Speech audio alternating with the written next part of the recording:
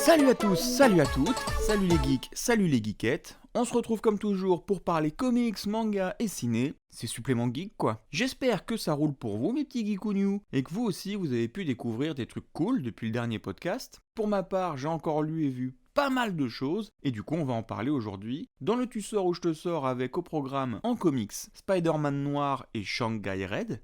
Et non, je vais pas faire de référence à Jeanne Masse. En rouge et noir, j'exile. Pardon, je voulais me retenir, j'ai pas réussi. En manga, on parlera de Dear Call, Snow White and Alice. En ciné, Godzilla vs Kong et les Mitchell contre les machines. Ensuite, dans la boîte de chocolat, les sorties que j'attends. Et première depuis bien longtemps, il y a du ciné, nom d'un chien. On passera aux temps anciens, on y parlera d'un comics qui se passe à New York, avec un grand méchant loup et de la magie, puis on terminera l'épisode sur une reco qui a beau se cacher dans l'ombre, on la voit quand même. Et c'est y part, wesh, ma gueule, on commence avec le tu sors ou je te sors, si, la famille. Tu sors ou je te sors, mais faut prendre une décision. Et donc on démarre avec ce bon vieux Spidey qui fait son retour en noir, mais c'est pas Venom, oulala, non, Spider-Man noir, le Spider-Man des années 30, habillé en noir, créé en 2008 par Fabrice Sapolsky et David Hein. D'ailleurs, il existait plusieurs comic books nommés noirs, Punisher noir, Luke Cage noir, X-Men noir, Daredevil noir, Iron Man noir, etc. Vous avez compris. La collection s'appelait, je vous le donne en mille, Marvel noir. Et c'est bien le Spider-Man noir qui a le plus marqué les esprits, sûrement grâce à un petit coup de pouce d'Activision, puisque c'était le meilleur perso dans Spider-Man Dimension, jeu sorti en 2010, où 4 Spider-Man faisaient équipe, et quand on jouait avec celui qui nous intéresse aujourd'hui, c'était vachement plus sympa parce que furtif, sombre, il avait pas de toile, mais il se faufilait dans l'ombre comme ça, et c'était un peu un Spider-Bat en fait. Directement sorti d'un polar noir, c'était un univers très cool et pas encore exploité à ce moment-là et ça marchait à fond. On l'a revu récemment dans l'excellentissime Spider-Man Into the Spider-Verse, le film animé qui mettait en scène plusieurs Spider-Man d'univers différents. Il faisait partie du lot avec la voix de Nicolas Cage, faut le dire. Dans la première histoire, en 2008, on est donc dans New York, normal mais en 1932, et l'époque veut que la ville soit sous le joug de la corruption. Le vautour, qui ici est plus un monstre qu'un homme, tue, sur ordre du bouffon, et mange l'oncle de Peter Parker. En fait, le vautour, il a mangé du oncle Ben. Et ouais, il était cannibale, si vous voulez, quoi. Un peu plus tard, alors que Peter enquête sur un trafic d'antiquités qui implique Kraven, il casse une idole d'araignée, d'où en sortent des milliers, et elles font pas mal de dégâts, et une mord notre ami, qui après avoir rêvé d'une sorte de dieu, se voit obtenir les pouvoirs qu'on connaît au tisseur, et qui lui ne tisse pas à ce moment-là d'ailleurs, c'est dans les histoires qui suivent avec les Spider-Verse, etc., que finalement on lui prêtera ce pouvoir. Et donc le 14 avril est sorti chez Panini le nouveau Spider-Man noir, Crépuscule à Babylone. Peter est détective et une serveuse qui travaillait dans le club de la Chatte Noire a été tuée. Elle avait dans la main un étrange médaillon en forme de scarabée. Ce premier indice le poussera à faire équipe avec la sœur de la défunte et cette histoire semble bien plus sombre et gigantesque qu'un simple meurtre. Il parcourt d'ailleurs le monde à la recherche de réponses puisqu'il se trouve en Sicile, en Allemagne nazie, à Istanbul, bref, il y a du voyage et sur le chemin, il y a des rencontres qui parfois font plaisir et parfois pas du tout. C'est Margaret Stoll qui signe l'histoire, accompagnée de Juan Ferreira au dessin. On est vraiment plongé dans les années 30, et le texte est très bon sur ce point, avec un argot de l'époque qui, oui, est macho, mais colle super bien à la période. Je regrette de ne pas voir plus de New York sur ce point, mais le reste fonctionne à merveille. Les échanges entre Peter et G. Jonah, les décors, notamment dans les soirées, les tenues, les clubs, c'est parfait. Le scénario prend du polar, clairement, c'est une enquête, mais on reste dans un comic book Marvel, et le mélange des deux est pas mal du tout. Finalement, essayez d'imaginer Indiana Jones avec des pouvoirs d'araignée dans une ambiance à la Fritz Lang. C'est palpitant, on est secoué dans tous les sens, il se passe toujours un truc, mais c'est pas fouillis pour autant. Bon, l'histoire casse pas 3 pattes à un Howard le canard, mais c'est pas non plus ce qu'on lui demande et ça marche quand même bien. Une fin moins acadabrantesque aurait peut-être aidé ce bouquin à devenir autre chose qu'un très bon divertissement, mais c'est déjà pas mal de réussir à nous maintenir en haleine jusqu'au bout. Côté dessin et couleurs, c'est sublime tout simplement, en noir et blanc ou presque, puisque seules les teintes rouges ressortent avec plusieurs nuances, ou alors très vite fait on a des tons jaunâtres qui donnent un côté un peu vieilli et ancien, ça ancre bien le récit dans l'époque. Beaucoup d'ombres qui, pareil, font bien référence au style. Le crayonné est pas parfait, mais il y a pas mal de détails et les persos, quand ils sont en portrait, sont hyper beaux. C'est pas exactement le Spider-Man noir des débuts, mais ça reste une super ambiance dans laquelle j'ai adoré me plonger, donc pour ça je vais partir sur un bon 4 sur 5. On reste sur le comics, et on passe du noir au rouge avec Shanghai Red de Christopher Sebela au scénar et au design, Josh Hickson au dessin et à la couleur, et en VO on avait Osan Otsame Elaou au lettrage. C'est arrivé chez nous le 30 avril et c'est iComics qui nous le livre. Si vous avez écouté le dernier podcast, vous savez à quel point j'aime les one-shots ou les récits courts, donc déjà celui-ci part avec un bon point. Autre bon point, la couve est hyper percutante, en rouge et noir. Je me retiens les potes, c'est difficile, c'est tellement difficile, je sais pas si je vais y arriver. En rouge et noir, j'excinerai ma peur, j'irai plus haut que ces montagnes de douleur. En rouge et noir. Désolé, j'ai craqué. Donc on a une belle couve avec un personnage assis au sol qui se tient la tête, flingue à la main et des corps qui gisent tout autour. Hyper efficace. Puis on ouvre le bouquin et on plonge cash dans l'histoire. On est sur un navire, ça sent la crasse, la transpiration, c'est moite. On est dans les cales des travailleurs qui sont là de force, mais plus pour longtemps. Un d'eux se rebelle et tue les membres de l'équipage qui détenaient les esclaves, offrant ainsi la liberté à tout cela. Et c'est donc ainsi qu'entre en scène notre héros Jack. Enfin, Molly, de son vrai nom, et c'est pas un spoil, hein, c'est la 6ème page, pas abusé non plus. En fait, Molly, Red de son surnom, Jack, Molly, Red, voilà, ces trois-là, c'est la même personne. Red à cause de ses cheveux roux, se déguisait en homme, d'abord pour défendre sa famille, papa ayant abandonné le nid conjugal, puis pour trouver de l'argent et être mieux payé, les boulots d'homme rapportant plus. Sauf que pas de bol, un soir pas comme un autre, au bar, Jack, enfin Molly mais habillé en Jack, but un verre contenant de la drogue et fut jeté dans une fosse, emprisonné,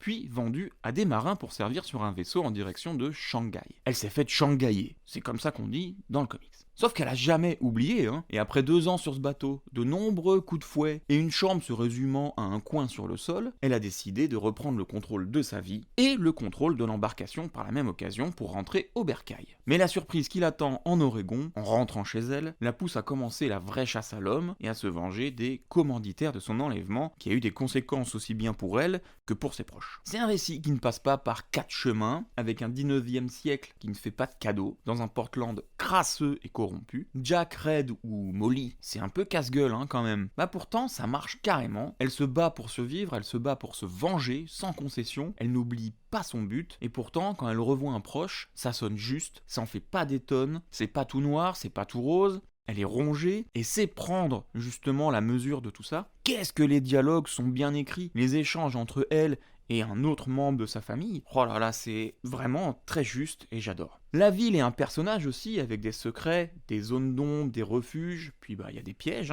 L'auteur s'est beaucoup documenté pour faire un récit ultra juste. C'est pas moi qui le dis, j'ai juste lu l'interview à la fin. Il a pris quelques libertés, mais franchement, ça a l'air d'être assez proche de la réalité. Les scènes d'action font franchement penser à John Wick, Ça va dans tous les sens, ça tire, ça tape, ça prend des coups, mais ça en redonne en retour, ça saigne et ça fait saigner du John Wick. Les dessins, je pense pas que tout le monde y soit sensible ou réceptif. Au début, d'ailleurs, j'ai eu un petit peu de mal, parce que très peu de détails. Par exemple, on reconnaît notre héroïne non pas grâce à son visage, mais plus grâce à sa silhouette. Par contre, c'est comme le récit, ça va au plus simple, sans détour, et avec énergie. Les couleurs, pareil, c'est efficace et sans fioriture, ça transpose bien l'ambiance accablante du bateau, de la ville et de l'état de Jack. Donc là, on a un comics bien énervé, avec en toile de fond un Portland gangréné par la corruption, mais aussi décrit de façon historique, et un perso principal qui ne voit plus qu'en rouge au milieu d'hommes et de femmes pervers et véreux, mais qui ne s'attendent pas à recevoir leur correction. On adore. À la fin, on retrouve, comme je disais, quelques bonus, avec une galerie de couverture, mais aussi la trame du récit, et les recherches sur les designs des couves et des persos. Donc c'est un album plutôt complet, qui ravira les admirateurs de récits historiques, aussi bien que les fans d'action. C'est sûr que je vais le recommander à plein de monde, j'ai adoré le lire, je l'ai dévoré à une vitesse, et je me suis surpris à déjà le rouvrir, pour replonger dedans. Pour moi, c'est presque un sans faute. Juste les dessins auraient pu être plus approfondis, plus détaillés, même si finalement, il ne manque pas d'expression. 4,5 sur 5 pour Shanghai Red.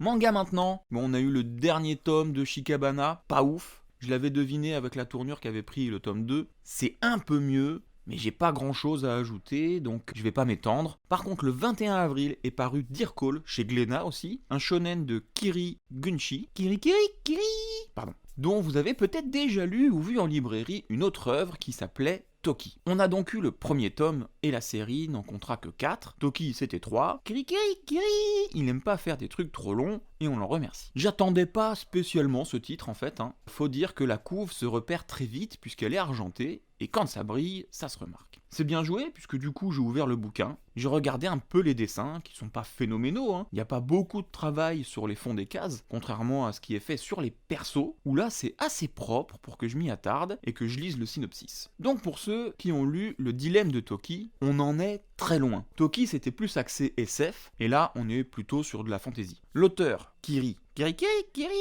ne s'embête pas avec les présentations, mais bon, c'est pas trop gênant, on est dans l'action assez rapidement, on se retrouve sur une île, une mini-île, une îlounette, qui est tellement petite qu'elle n'est même pas répertoriée, et dessus vit un mec un peu zozo, Sanso, qui traîne avec un énorme tigre blanc, c'est un beau matou, qui l'appelle Moon en référence au signe sur sa tête en forme de croissant de lune, et un espèce de petit chien noir avec une drôle de trogne du nom de Goutte. Puis une personne arrive dans le café qu'il fréquente, le seul de l'île donc bon, et cette Rindo annonce que Goutte est considéré sur le continent comme un monstre qui fait partie des Black Anima. Et là, ça part en sucette, puisqu'à cause d'un geste pas très sympathique, notre petit chien noir à drôle de trogne se transforme effectivement en une espèce d'énorme masse noire qui s'en prend à tout le monde. En même temps, avec ce qu'il vient de se prendre, alors qu'il demandait rien à personne, le petit loulou, avec les mêmes capacités que lui, j'aurais fait pareil. J'aurais cassé des gueules. Et ça s'arrête pas là, puisque la Rindo, là, qui est quand même la cause de tout ce bordel, elle va apprendre à Sanso que Moon est un animal mystique rare, un colbiste, et qu'il ne peut pas rester sur notre monde, du coup, pouf, un cercle et il disparaît. Je vais pas vous décrire tout le début, mais c'en est pas fini du trio Moon, Goutte et Sanso. Alors elle est pas ultra méchante la mémère Rindo, et elle propose à Sanso de lui apprendre à invoquer Moon, et pour ça elle doit intégrer l'Invocadémie. Et de là, on y va, on quitte l'île et l'apprentissage commence. C'est assez cool à lire et la qualité visuelle aide bien puisque c'est pas bordélique, on a une belle palette de persos, sur l'île comme à l'académie, des pouvoirs d'invocation assez sympas, même si on pense à Full Metal avec les cercles, le parallèle s'arrête ici. On est à mi-chemin entre Hunter x Hunter et Fairy Tail, mais ce sera en 4 tomes donc moins barbant. Désolé pour les fans de Fairy Tail, mais 1 million de tomes, c'est beaucoup trop. Toki avait eu un premier tome vachement plus original que celui-ci, mais les deux autres étaient largement en dessous, et super prévisibles. Donc j'espère que là, on aura quelque chose de moins atypique dans un premier temps, mais qui se tiendra sur la longueur, on verra bien au bout des 4 tomes. En tout cas, ce premier est plutôt prometteur, rapide mais pas bâclé, donc affaire à suivre, 3,5 sur 5 pour ce premier volume, bien coolos. Autre lecture manga, autre style, Snow White and Alice, un shoujo de Peppu, sorti chez Pika le 7 avril. Alors je vais pas être très long sur celui-ci parce que j'ai pas grand chose à dire en fait. J'adore le conte de Lewis Carroll, donc souvent je prends les mangas ou les comics qui s'en inspirent. J'avais donc déjà lu le comics Wonderland chez Graf Zeppelin, qui était ultra trash mais bien ancré dans l'univers d'origine, j'avais bien aimé. Ou Wonderland, oui, le même titre, original quoi, mais en manga cette fois-ci, qui était paru chez Panini, et là c'était le nom d'un des persos, ses habits et les capacités de grandir ou rétrécir qui faisaient référence, et c'était pas mal du tout. Bon là on se retrouve avec Snow White, en plus, qui n'a rien de Blanche-Neige, peut-être un petit peu plus de Cendrillon, puisque sa vie est bien pourrie, elle est moquée à cause de son physique, bon elle a les cheveux blancs, les yeux rouges, donc c'est pas Cendrillon, et elle a un pote qui s'appelle Miroir, voilà, donc Miroir au bonbon miroir, c'est... un mec avec des lunettes, qui lui n'est pas de ce monde, et c'est le serviteur de la méchante matriarche, et il comprend pas pourquoi tout le monde s'en prend à la petite Snow White. Et on sait pas trop pourquoi, un jour il l'envoie dans le monde de Mirror, et il lui dit qu'elle pourra rentrer que si elle aide le roi bleu à remonter sur le trône. Alors Mirror, c'est censé être le pays des merveilles, bon en tombant du ciel, elle arrive sur un jeune homme, elle lui donne malencontreusement un baiser en atterrissant directement sur sa bouche, ça a l'air de choquer l'assemblée autour de ce fameux Alice. Oui, vous avez bien entendu, fameux Alice, donc Alice est un homme, qui semble fort aimable, puis finalement, il est pas mieux que les autres dans le monde d'origine de Snow White. Il la prend pour un sbire du Limpin Blanc dès le départ. Pour le moment, c'est une ordure, pour le moment. Puis on débarque chez Alice, ça sert pas à grand chose. Puis on débarque chez le chapelier, et là ils sont attaqués et on apprend que le roi de cœur et Alice, le roi bleu, se livrent une bataille pour régner sur Mirror, et c'est en ce moment le rouge qui gouverne. Et Alice est toujours aussi sournois avec Snow White, mais elle doit aider le roi bleu, alors elle fait ce qu'elle peut. Je parle pas du chapelier, du pays des merveilles, de Cheshire, parce que ça sert à rien, c'est tellement moche que ça me brise le cœur. Je peux comprendre que ça en fasse marrer certains, mais moi j'y suis pas sensible pour un sou. Je suis trop attaché à l'œuvre de Lewis pour apprécier, je pense. Là, c'est pas des refs, c'est pas des clins d'œil, c'est une réappropriation démesurément abrutissante et inutilement grotesque, donc pas ouf. En plus, niveau dessin et chara-design, je suis aussi laissé sur le pas de la porte. Trop anguleux pour moi, les lignes manquent de courbe, et je trouve qu'il y a une absence de contraste qui rend la lecture assez brouillonne. On comprend pas aisément les actions à cause d'une utilisation des noirs qui est un peu trop faiblarde. Niveau scénar, je veux bien que ce soit un shoujo, donc une histoire qui vise un public plutôt féminin. D'ailleurs, rien à voir, je fais une petite parenthèse, mais shoujo et shonen, faut arrêter, non? C'est comme le rose et le bleu, je suis un mec qui porte du rose et je lis des shoujo, je vais même vous dire, je lis des yaoi parfois. Pourtant, je suis un homme hétéro. Coucou le scooter! Donc je comprends pas trop qu'on continue à classer les mangas comme ça, mais bon, on va dire que c'est subjectif. Je comprends plus seinen, tout ça, bon. Shoujo, shonen, tout le monde peut le lire, on s'en fout quoi. Bref, les shoujo, j'ai rien contre, au contraire, mon surnom c'est Princesse, donc il y a bien une raison. Mais c'est pas plus attachant qu'une interview de Zemmour par Cyril Hanouna au sujet de la reproduction des saumons roses à Boss. Donc c'est rare, mais j'ai le tome 1, je suis pas certain de prendre le deuxième. Pourtant, d'habitude, j'aime pas ne pas finir une série. J'irai y jeter un coup d'œil quand même, faut toujours laisser une chance, on peut être surpris, mais ça part mal. En tout cas, me concernant. Vous allez peut-être aimer, hein. C'est moi qui suis peut-être passé à côté de quelque chose, en tout cas pour l'instant, ça m'a pas pris. Donc c'est triste, mais je vais partir sur un 1,5, à cause des dessins, de l'histoire et de l'inutilité de se servir de Blanche-Neige et Alice. C'était juste pour faire un titre accrocheur, je suis pas sûr que ça serve plus à autre chose que ça. Et on passe au ciné, on continue avec la VOD, en attendant la réouverture de nos cinémas. Et j'espère que le prochain épisode parlera de cinéma plutôt que de plateforme de streaming. Normalement, c'est le cas. Mais bon, pour le moment, on fait avec ce qu'on a, et ce qu'on a, c'est Godzilla vs Kong, que j'ai acheté sur YouTube. Alors, bonne idée ou pas? C'est arrivé le 22 avril 2021 en VOD. C'est un film réalisé par Adam Wingard, avec 5 scénaristes, dont Eric Pearson, qui a bossé sur Thor Ragnarok, ou sur quelques épisodes d'Agent Carter, et Max Borenstein, qui pour le coup connaît bien nos monstres, puisqu'il a travaillé sur Godzilla, et Godzilla Roi des Monstres, et aussi sur Kong Skull Island. Côté casting, Kyle Chandler, pour les plus vieux, c'est Gary Hobson. Demain à la une, les gars. Bon, depuis, il a fait d'autres choses, mais pour moi, il sera toujours Gary Hobson. On a aussi Millie Bobby Brown, Eleven de Stranger Things quoi, Alexander Skarsgård, le plus américain des Suédois, Tarzan, Big Little Lies, True Blood, et on a Rebecca Hall, qu'on a vu dans Iron Man 3 ou dans The Town. Pas de grosses têtes d'affiche, mais pas des inconnus non plus quoi. Alors, Godzilla vs Kong. On a deux énormes bestioles qui ne s'aiment pas, et faut éviter de les faire se rencontrer. Mais Godzilla attaque une usine du groupe Apex, et Kong est pas content d'être dans un espace artificiel. Bref, il y a des acteurs qui tricotent pour qu'on ait l'impression qu'il se passe un truc, puis finalement on doit bouger Kong de son enclos pour aller dans le centre de la Terre chercher une énergie là-bas. On a fait appel à un scientifique que personne ne croyait quand il disait que la Terre était creuse et que les titans venaient de là. Sauf que, badaboum, en pleine mer, Godzilla veut en découdre, première bagarre, ok les humains sont là, pour faire style il y a un scénar, mais il n'y en a pas. D'ailleurs je me demande si c'est des acteurs du coup, tant ils sont mauvais, c'est hallucinant. La suite, c'est la même chose mais dans des décors différents, et est-ce que les vrais méchants, ce ne seraient pas les hommes?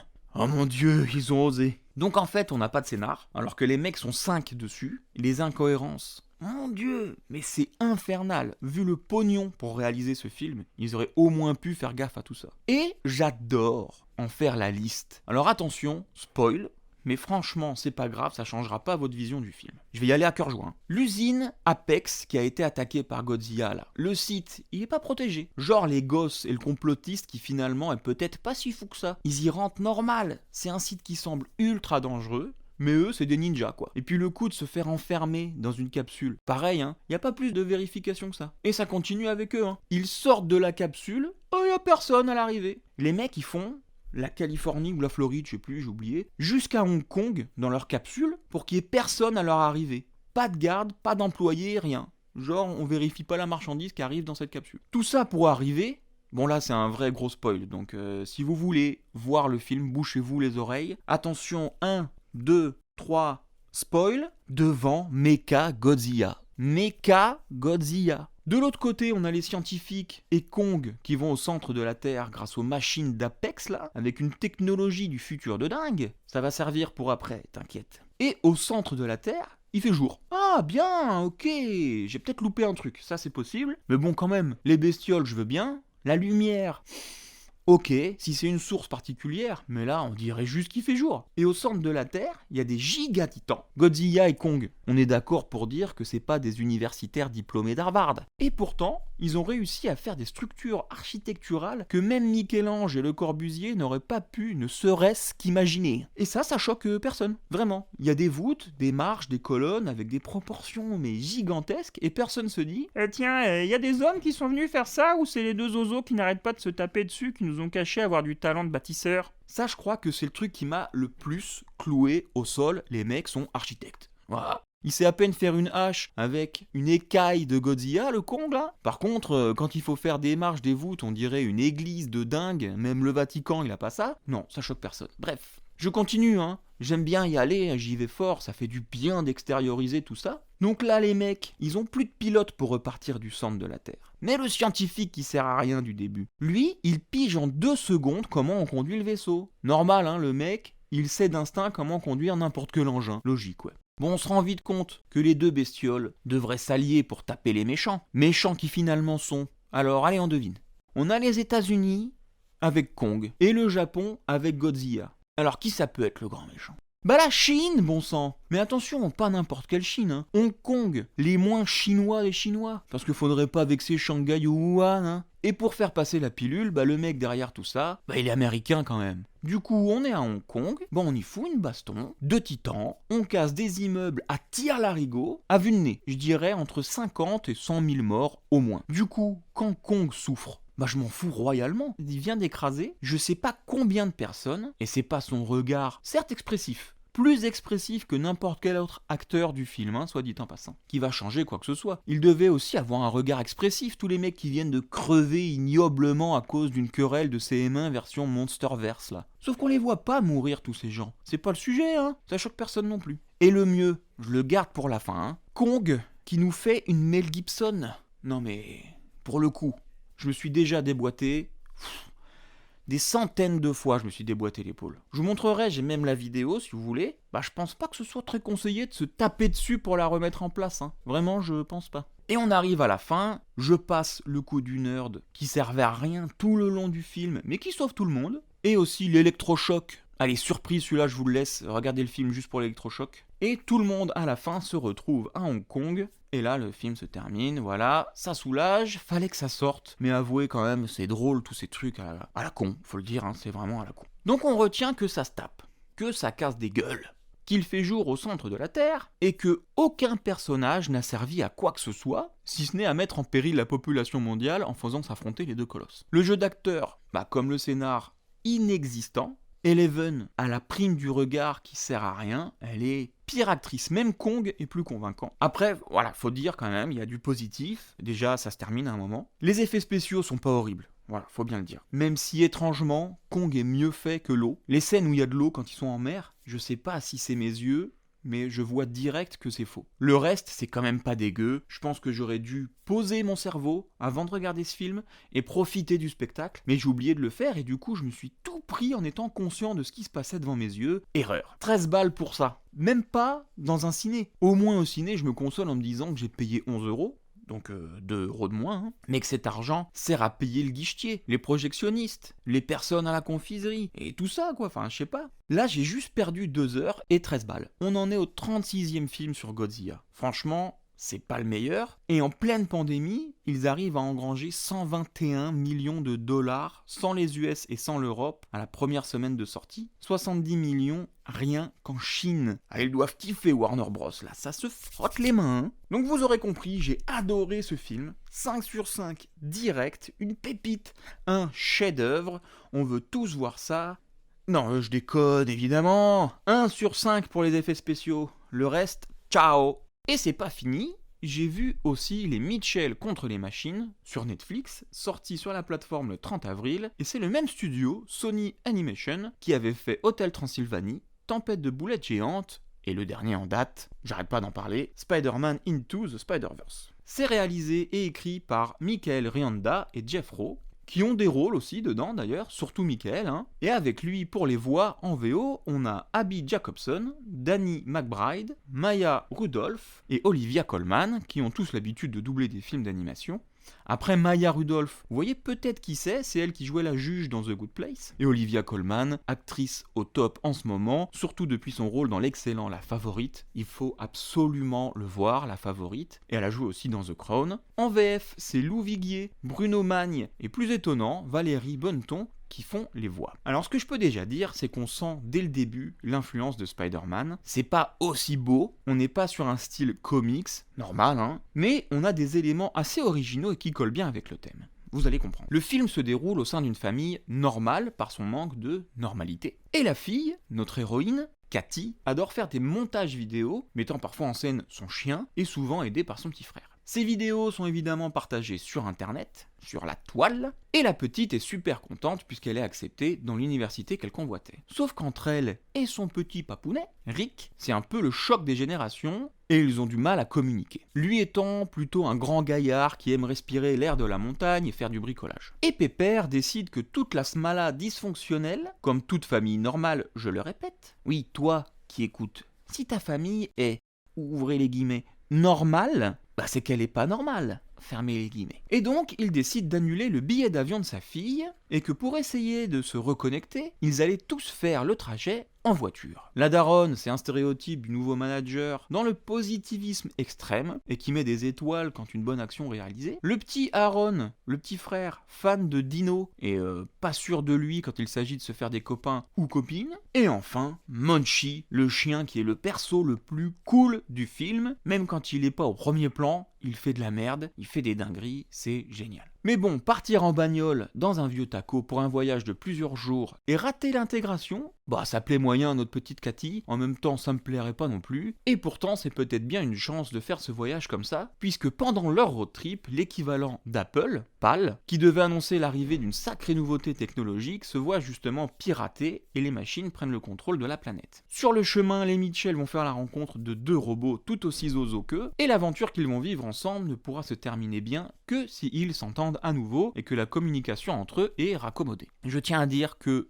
PAL est une interface du style Siri et que c'est le rôle de Olivia Colman, je trouve ça génial. Alors oui, c'est un peu banal dit comme ça, puis oui, ça l'est un petit peu sur le papier, hein. C'est du déjà vu, et je vais même vous dire, il y a plein de raccourcis, de facilités scénaristiques dans ce film, mais c'est tellement bien mené, on a un peu l'impression d'avoir déjà vu tous les personnages, même dans les designs, hein. C'est pas ultra joli, sauf peut-être la fille et son univers à elle, ça c'est très très cool, mais bon, on fait tous partie d'un stéréotype, qu'on le veuille ou non, donc on ne rentre pas tous dans une seule case, on est bien d'accord, mais on en coche quand même quelques-unes de temps en temps, hein, on coche les mêmes, et ça le film l'assume justement, les échanges entre Cathy et son père, pour un film d'animation je les trouve super justes, enfin même pour un film tout court, mais bon c'est vrai que rien de révolutionnaire ici, donc oui, on a le passage obligé de « on est une famille, on recolle les morceaux, c'est beau de pouvoir se reconstruire, bla bla bla », mais on a aussi une critique assez poussée sur l'utilisation de la technologie, alors que notre héroïne, elle l'utilise énormément. Le film dit que c'est de la merde en gros la technologie, mais en même temps que ça peut servir de savoir l'utiliser, et ça prend pas de passettes, hein. Quand ça dit que c'est de la merde, ça le dit haut et fort. Au-delà de tout ça, on a toutes les refs. Je pense aux jouets de mon enfance, c'est génial ça vient toucher un peu ma nostalgie, et pour les plus jeunes, ça sera quand même mignon. J'en dis pas plus, mais c'est parfait. Et donc niveau animation, j'avais dit que vous alliez comprendre, le film utilise des mèmes d'internet, des vrais mèmes, qui l'incrustent dedans, et met aussi des petites animations 2D, comme celles qu'utilise Cathy dans ses courts-métrages, et ça pop comme ça de temps en temps, pour coller parfaitement avec l'univers connecté de notre génération, là où Spider-Man avait fait le choix d'avoir un design qui se rapprochait des cases des comics. Là, ça se rapproche du monde d'Internet. Sony a intégré que l'ADN d'une histoire pouvait être transposé en images dans leur animation pour donner plus de corps, et ça en fait pas trop. C'est comme Internet, ça s'arrête jamais, mais on en demande toujours. Puis bon, on rigole, et c'est sûr, comme les mignons de Moi Moche et Méchant, on va avoir droit à des courts-métrages avec Munchie, le Carlin, et j'attends que ça. Mon seul regret, et ça c'est moche, c'est d'avoir vu ce film sur ma télé, et pas en salle, avec un son qui envoie la sauce, les images et les couleurs de dingue qui t'arrivent dessus. L'ambiance survoltée du film aurait tellement dû être proposée comme ça. Je suis deg, surtout qu'il a été pensé pour le cinéma. Mais Covid est venu, avec ses grands sabots là, et il a dit « Eh ben non, ce film ira sur Netflix, je suis Covid, et vous, petits humains insignifiants, n'avez pas votre mot à dire, je dirige le monde !» Ouais, je sais, il fait peur, Covid. Alors, vous vous en doutez, ça marche fort sur moi, les Mitchell, et ça part sur un bon 4 sur 5.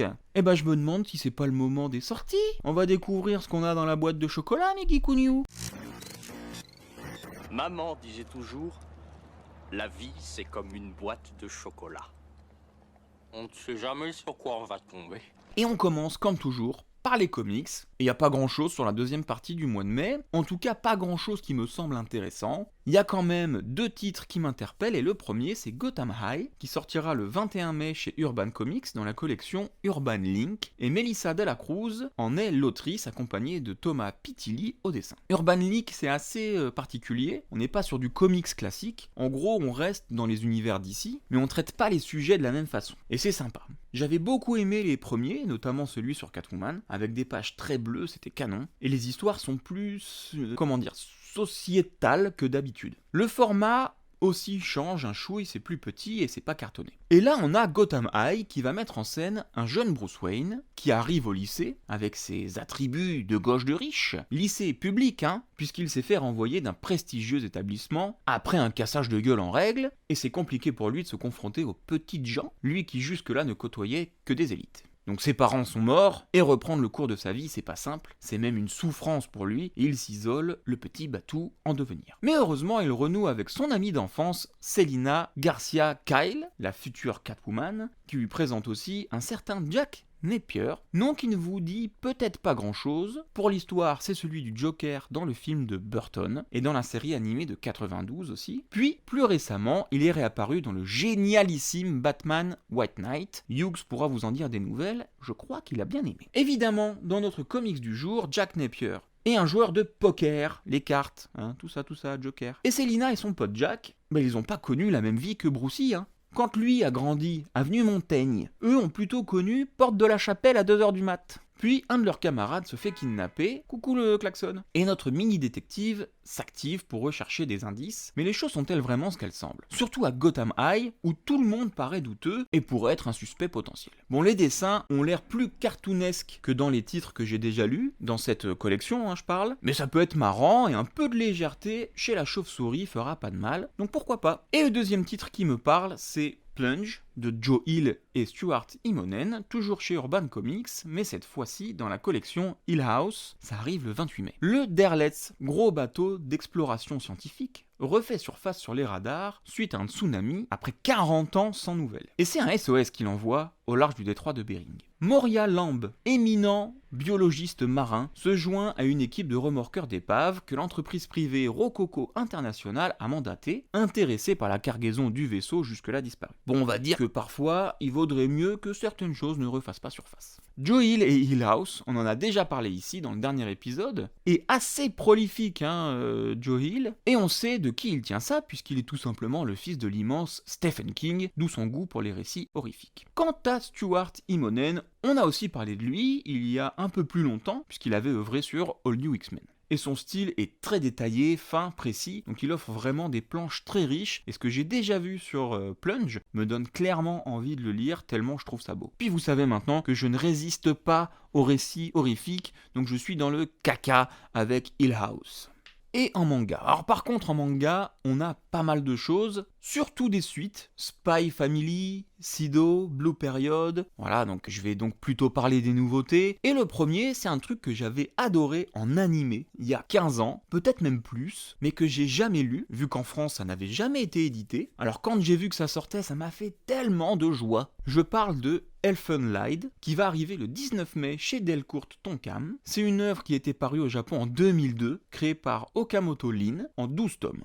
Comme c'est la mode en ce moment, ça va encore être des volumes doubles en France, donc on aura 2 tomes par volume, comme Eden dont on parlait dans le dernier supplément geek. L'animé était assez fou, j'imagine qu'en papier l'histoire devait être plus fournie, et j'aimais bien ce côté très contrasté entre la mignonitude des dessins et de certains personnages, et le gore qui est ultra présent. On a des Diclonius, qui sont des cobayes pour des expériences ignobles, et évidemment, ils sont ultra dangereux et bien gardés dans un laboratoire ultra sécurisé. Ils ont une espèce de grosses mains qui sortent du dos, mais qui sont invisibles. Mais peut-être pas assez sécurisés, puisque Lucy, une Diclonius donc, arrive à prendre la fuite en faisant exploser quelques têtes sur sa route. Elle se fait quand même amocher dans sa fuite, elle semble avoir perdu la mémoire, et elle est recueillie par Kuta et sa cousine, et ils l'appellent New, vu qu'elle a perdu la parole, et qu'elle ne répond plus que par New, la petite Lucy. Sauf que l'armée veut la récupérer, et ils sont prêts à tout pour ça. Donc j'ai surtout hâte de pouvoir replonger dedans, et de voir si l'histoire est plus dingue et plus fournie que dans l'animé, que j'aime déjà beaucoup. Et l'autre manga que j'attends, et dont vous avez sûrement déjà entendu parler, c'est Death Note Short Stories, qui arrive chez Kana le 28 mai. Toujours écrit et dessiné par Oba Tsugumi et Obata Takeshi. Donc comme le nom l'indique, on va avoir plusieurs petites histoires, toujours en lien avec le Death Note de 2006. Alors oui, faut absolument avoir lu Death Note avant de lire celui-ci, ou au moins avoir vu l'animé. Pour ceux qui ne veulent pas de spoil, il y a les timecodes en description, vous pouvez passer directement aux news suivantes, mais rapide. Sinon, vous pouvez rester, on passera un bon moment quand même. Donc on aura 6 stories, exactement, qui seront réparties de cette façon. L'histoire de Sekira. Pour le film Elle Changed the World, film live sur Death Note, tellement plus réussi que le Death Note sur Netflix, ça c'est autre chose. Donc, suite à ce film, en 2008, une histoire courte avait vu le jour, 44 pages, et se passait, donc attention spoil justement, 3 ans après la mort de Kira, et pourtant quelqu'un se met à tuer avec le même mode opératoire, sauf que c'est pas Ryuk qui s'est amusé à remettre le cahier tueur dans le monde des humains, ni lui qui a décidé à qui le donner. Ensuite, l'histoire de Akira, donc A-Kira, pas Akira. Bon, bref, l'histoire centrale du bouquin, 87 pages, écrite en 2020, donc c'est très récent, en mai 2019. Ryuk, en manque de pommes, fait le voyage pour revenir dans le monde humain. Et dans ses bagages, il a bien pensé à prendre un Death Note. Ça le fait marrer, Mais bon, en 2020, les choses ont changé. Et les petits jeunes ont pas perdu le nord, Du coup, le gosse à qui il offre le fameux carnet refuse de l'utiliser et préfère le vendre aux enchères. Malin le môme. Troisième histoire, Yonkoma, 9 pages de mini-histoires style gag manga, initialement paru entre 2004 et 2005. On continue avec Elle, One Day, 7 pages, publié à l'origine dans le livre Elle File Number 15.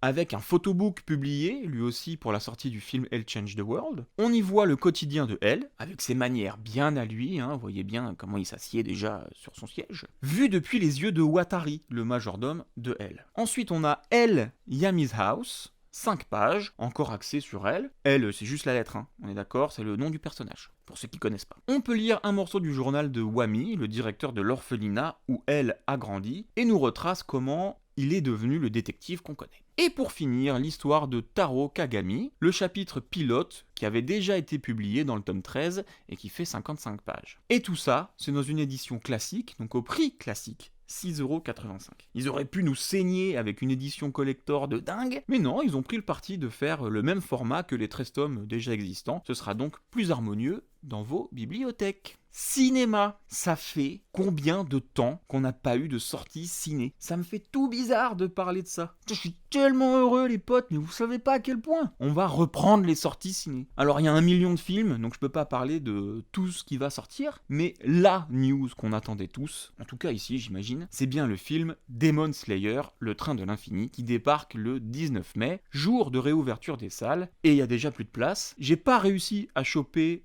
la mienne, donc heureusement il y aura plus de séances que prévu. Je suis super hypé par ce film, la série était tellement dingue. D'ailleurs je sais pas pour vous, c'est assez rare mais je préfère l'animé que le papier. Je trouve les dessins pas dingues, alors que dans l'animé c'est super beau, l'animation est méga belle et originale. Du coup quand on voit ça, difficile de repasser sur papier. Ça arrive jamais, en tout cas pas chez moi. Donc faut le dire, et c'est sûrement pour ça que j'attends ce film avec autant d'impatience, réalisé par Haruo Sotozaki, du studio d'animation Ufotable, et d'après l'œuvre de Koyoharu Gotoge. Le film est un préquel à la saison 2 qui va arriver aussi en 2021 si tout va bien. La petite bande de Tanjiro a fini de s'entraîner pour maîtriser la récupération. Ils étaient dans le domaine des papillons et en partent pour débarquer au bord d'un train étant missionnés pour ça, le train de l'infini donc, à bord duquel 40 personnes ont disparu en peu de temps. Tanjiro, sa sœur Nezuko, Zenitsu et Inosuke sont à présent accompagnés de Kyojuro Rengoku, le pilier de la flamme, donc un mec balèze quoi, un mec qui fait partie de l'armée des pourfendeurs de démons, et il est plutôt respecté. Ils vont alors devoir affronter le démon qui met le train de l'infini et ses passagers en danger. On a déjà la bande-annonce, je la mets pour ceux qui veulent en description, et on referme la boîte de chocolat et on passe aux temps anciens mes petits lapinous.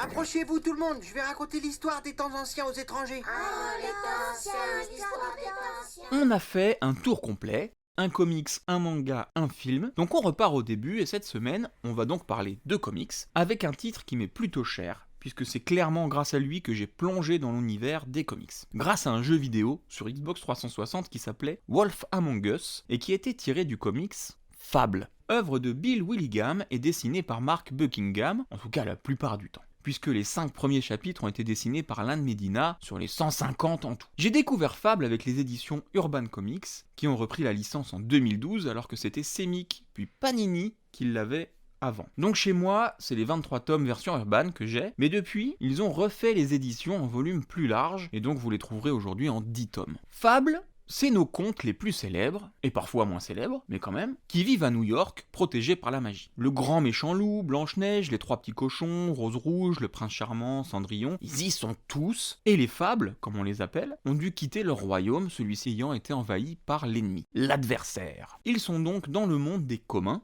nous quoi, depuis plusieurs siècles, et faut dire que leur vie ne ressemble plus aux jolies histoires que nous connaissions. Dans notre monde, il y a 2 catégories et 2 endroits où peuvent vivre les fables. Fableville, dans New York, ici vivent ceux qui sont capables de se fondre dans le paysage, donc ceux qui ont forme humaine, quoi, qui peuvent bosser ou qui peuvent marcher dans la rue sans qu'on se pose des questions. Et il y a la ferme, plus excentrée, dans le New Jersey, où vivent les autres, du style les 3 ours de Boucle d'Or, les dragons, Shere Khan, Bagheera, et mon préféré Goupil le renard, et d'autres animaux doués de paroles. Forcément, dans les rues de New York, un cochon qui parle, ça serait étrange. On a une vraie communauté, avec une hiérarchie, un maire, des responsables, des administrés, etc., dont Blanche-Neige fait partie d'ailleurs. Alors le premier arc met en place, mais le ton n'est pas encore vraiment donné, aussi bien dans le récit que dans les dessins. Ça commence avec le meurtre de Rose Rouge, la sœur de Blanche-Neige, et Bigby, ou le grand méchant loup, et le détective qui enquête. Il y a pas mal de suspects, mais 2 se détachent du lot, Barbe Bleue, l'ex-petit copain de la défunte, accessoirement meurtrier compulsif, et le prince charmant, son ancien mari de Cendrillon aussi, et de Blanche-Neige également. Mais quel salaud celui-là! C'est bien à partir du 2e arc, et avec l'arrivée de Mark Buckingham, que les choses prennent leur véritable forme, le dessin est plus contrasté, et l'histoire prend une dimension plus élargie. Faut quand même attendre environ 10 chapitres avant que l'histoire principale ne se mette réellement en place avec des révélations sur les différents royaumes qui ira comme ça jusqu'à la fin, donc au chapitre 150. Oui, je sais, moi qui n'aime pas les trucs trop longs, j'ai été servi, et oui, je vais oser. C'est l'exception qui confirme la règle. Donc à partir de là, c'est des histoires de trahison, de souveraineté, des batailles, des rebondissements dans tous les sens, et c'est dingue de voir des personnages qu'on connaît depuis toujours vivre avec nous, mais en devant gérer tellement de problèmes, des journalistes communs, donc des journalistes comme nous, des humains quoi, pas des fables, qui cherchent à en savoir plus justement sur les fables et les prennent pour des vampires, le prince charmant qui veut gouverner et prendre la place du maire, des persos qu'on pensait disparus qui reviennent, ou pas, Baba Yaga qui fait des siennes et compte bien en découdre avec Bigby, enfin bon, il y a plein de choses, et au milieu de tout ça, on a aussi des histoires d'amour, et pas facile de protéger ça au milieu de tout ce bazar. Ce qu'il faut retenir, et ce qui fait que j'ai autant aimé Fable, c'est que Bill Willingham a suivi la série du début à la fin. Il a tout chapeauté, et il a fait ça d'une main de maître. 150 chapitres, et tout se tient. Il y a une vraie cohérence qu'on ne retrouve que très rarement dans les comics, et encore moins sur des séries de cette ampleur. Et les persos sont déjà connus, et pourtant il leur donne à tous un vrai background, et on est surpris à les redécouvrir sans même se poser de questions sur ce qu'on connaissait déjà d'eux. En fait, Bill sépare la fable des fables, et il le fait bien. Mark Buckingham nous livre aussi des dessins d'une beauté, avec des gouttières bien habillées, souvent à l'effigie du perso mis en scène. Alors je rappelle, les gouttières, c'est les petites zones blanches, les petites marges entre les cases. Et il ne se prive pas pour déborder d'une case à l'autre, justement, ce qui donne une mise en page très dynamique, originale et efficace. Franchement, les quelques chapitres dessinés par d'autres ne valent jamais son travail, même s'il y a de la qualité, c'est bien lui qui donne vie aux fables de la meilleure manière. On ne peut pas parler de Fable sans parler des couvertures de James Jean. Il y a eu carrément un recueil entier et assez volumineux juste sur son travail, et c'est vrai que c'est magnifique et reconnaissable au premier coup d'œil, et pourtant jamais identique. Il sait prendre des risques, faire des compositions atypiques, et il y a une douceur dans ses couleurs. C'est les plus belles couves de comics, c'est celles de Fable. De mon point de vue, l'art et la sensibilité de chacun, c'est subjectif, mais voilà, de mon point de vue, c'est vraiment les plus belles couves. Et le mieux dans tout ça, c'est qu'il y a une fin qui prend le temps de se mettre en place, c'est pas bâclé. On sent que Bilou, il a tout fait pour aller où il voulait, comme il voulait, et nous livrer le meilleur et le plus cohérent récit qu'il pouvait fournir, et c'est réussi. Une fin réussie, c'est pas tout le temps non plus, hein. Donc on aime voir ces personnages qui ont marqué notre enfance, ça fait appel à une douce nostalgie, mais en créant quelque chose de tellement original, et avec autant d'énergie, mais aussi de délicatesse, qu'on ne veut jamais sortir des pages de cette œuvre. Incroyable, vraiment, et je pense que c'est un super moyen de rentrer dans le comics, ou même pour ceux qui veulent pas forcément se lancer dans le comic book, c'est à part, et ça parle à tout le monde, donc franchement, si vous ne connaissez pas Fable, foncez, c'est une valeur sûre. Il y a quelques petites histoires en plus à côté, ça a continué avec Ferrest, on a aussi des tomes sur Cendrillon, on a aussi 1001 nuits et Jack of Fable, super drôle, vous pouvez y aller, c'est très fourni, mais c'est vraiment très très cool. Je le conseille à tous. On ferme la porte du passé les geeks et les geekettes, on passe maintenant au partage. Et recoucou le scooter, oh là là, il nous gâte. On partage tout ensemble. L'espace, le fil dentaire, même les capotes. Et dernièrement, j'ai vu quelques séries sympas. Je me suis refait Grimgar qui est arrivé sur Netflix et j'ai adoré revoir ce manga. C'est super beau, avec les fonds style aquarelle sur un animé, c'est magnifique. Je me suis fait Sirius de Jaeger aussi, j'ai pas mal aimé, même si on a un goût de déjà-vu, c'est bien foutu. Alors c'est pas de ça dont je vais vous parler, mais plutôt d'une série live qui a débarqué aussi sur Netflix le 23 avril et qui est tirée d'une trilogie littéraire, Grisha, que je n'ai pas lu, donc je ne peux pas comparer, tant mieux peut-être, je sais pas. C'est Shadow and Bone, une série de Eric Eiserer, plus connu pour être scénariste, notamment sur le film Bird Box par exemple, et qui est avec Leigh Bardugo, l'auteur du livre, producteur. Côté casting, Jessie Meili, l'héroïne, que j'avais jamais vue avant, Archie Renaud, pareil, inconnu au bataillon, mais qu'on verra dans Morbius, et Ben Barnes, qui lui est déjà plus célèbre, hein, Prince Caspian dans Narnia, ou Billy Russo dans Le Punisher de Netflix. Ravka est un royaume maudit depuis très longtemps, et son destin repose maintenant sur les épaules d'une jeune fille, orpheline, et souvent moquée à cause de son origine. Elle est Chou, S-H-U, elle est Chou, c'est son origine, elle est Chou. Et elle porte le nom de Alina. Elle va devoir travailler avec des magiciens assez puissants, les Grisha, puisqu'elle a été enrôlée par l'armée pour les accompagner et lutter contre le Fold, une espèce de gros brouillard maléfique hyper dense, qu'on sait pas trop ce qu'il y a dedans, mais que ça fait peur, et qui déchire le pays. Elle est accompagnée de Mal, son ami d'enfance, et à l'instant où il frôle la mort, le destin de notre héroïne va changer, et leur séparation aussi. J'adore ce genre de film ou de série, déjà pour les images, les mondes fantasy comme ça, je suis fan. Narnia, Harry Potter, Seigneur des Anneaux, His Dark Materials, tout ça, je suis preneur à fond, et celle-là a une esthétique qui est très bien faite. On va juste oublier quand Alina se transforme en ampoule LED, hein. J'en dis pas plus, mais à part ça, c'est très joli. Les acteurs, pas très connus, sont quand même très justes. On suit tout au long plusieurs groupes qui évoluent autour de Alina, de près ou de loin, et on a une palette de personnages super cool, entre ceux qui sont cyniques à souhait, d'autres plus excentriques, et sans oublier les acrobates ninja indiennes, qui ont la classe hein, quand même, et la chèvre. Oh là là, quelle actrice cette chèvre. Bon, c'est vrai qu'on peut vite se perdre, par contre. Déjà, le pays est divisé en 3 grandes régions, ou royaumes, faut s'accrocher, hein. Faut être un petit peu attentif pour les différencier. Entre Rivka, là où se trouve l'armée composée de Grisha et de non-Grisha, et d'où viennent Alina et Mal. Ensuite, il y a Kerch, où vivent les criminels, et d'où une petite équipe cherche à mettre la main sur un Grisha bien particulier. Puis on a Fjerda, où les Grisha sont vus comme des sorciers absolument à battre. Tout ça avec le Fold au milieu, qui est difficilement franchissable et qui divise les régions. Alors oui, c'est pas parfait, on a des dialogues et des échanges qui font un peu bébé parfois, mais on passe au-dessus grâce à la photographie, et les personnages sont quand même hauts en couleur, donc bon, c'est pas 3 lignes de texte et une envie de plaire aux ados qui va nous arrêter. Ça réveille même peut-être le geeks de 18 ans qui dort en moi, et c'est pas pour me déplaire. Donc une série impressionnante, bien fichue avec des acteurs qui sont bons, même s'ils sont pas connus, et des monstres qui sont pas beaux, mais qui sont réussis, de l'action, du fantastique, des costumes de dingue, pas mal du tout, je conseille Shadow and Bone sur Netflix. L'épisode touche à sa fin, L'épisode touche à sa fin,